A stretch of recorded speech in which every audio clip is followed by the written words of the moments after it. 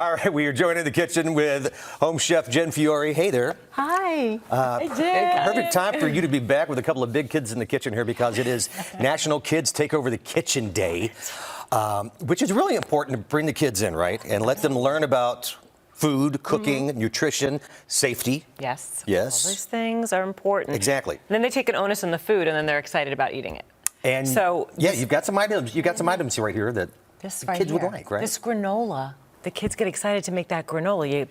You make it in a big bowl, and you're gonna laugh at me, but you can add chia seeds, you can add sesame seeds, and obviously you can't add your nuts for the school, but if this granola is gonna be a home thing, you could add sliced nuts.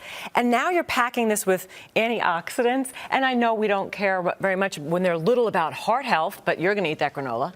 And then gut health and all these wonderful things, and then you put a little dabble of chocolate on it, honey, and make that granola, and then they love it. Yes, because we're not trying to hide the healthy items and the No. nutrition, right? Never. No. So how do we get the kids involved to make this? So what you would do is, what I used to do with mine is I would line up all the little goodies and I would have them, compile it.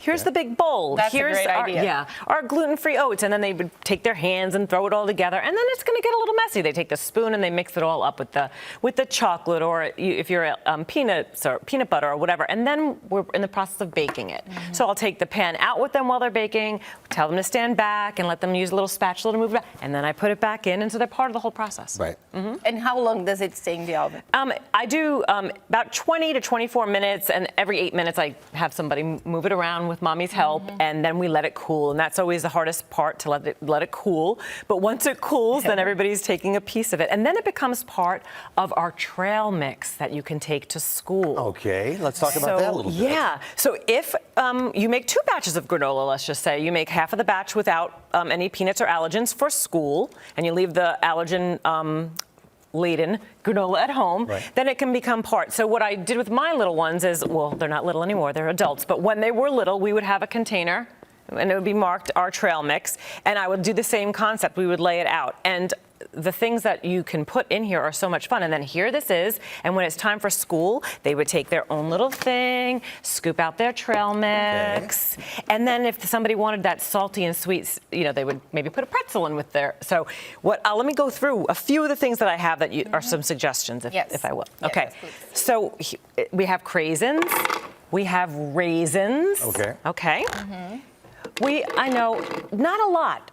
Just a little bit of maybe some semi-sweet or milk chocolate chips, just a little bit. That looked like as much of the craisins as the chocolate. Yeah. Okay. Well, then you're going to add other things to it. So I only gave you little small portions. You're going to make bigger portions at home. So edamame, a little bit of the soy, pumpkin seeds, such a good antioxidant.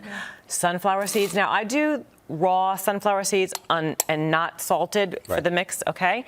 How about some unsweetened coconut? Yes. Oh my gosh. See, now that's that's normally not a thought to add. Okay. So now you have this, and let's imagine it's all the way full. You mix it up, and the kids can go and say, "Mommy, I really want some pretzels," or these are actually dairy-free nachos. Okay. And so that's sweet inside there with all that dried fruit, a little bit, and then they take it in their little plastic container to school with their. They made it. Sweet and salty, gooey and crunchy. What a great idea.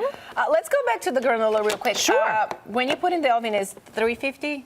Oh, no, 325. Okay. 325 on a parchment lined baking sheet. Okay. And you make sure you kind of lay it out so we don't have one area that's really clumpy, so we get that crunch across the board. Okay. And then when you're putting that spatula to it to mix it up, you're trying to even out that crunch, because what you're going to love, and I think Cliff will probably, you see right there on the top, that really big. You mean that one right there? That's the one, buddy. That's Okay, it. yeah. That's money. I'm your Huckleberry. I'll Yeah.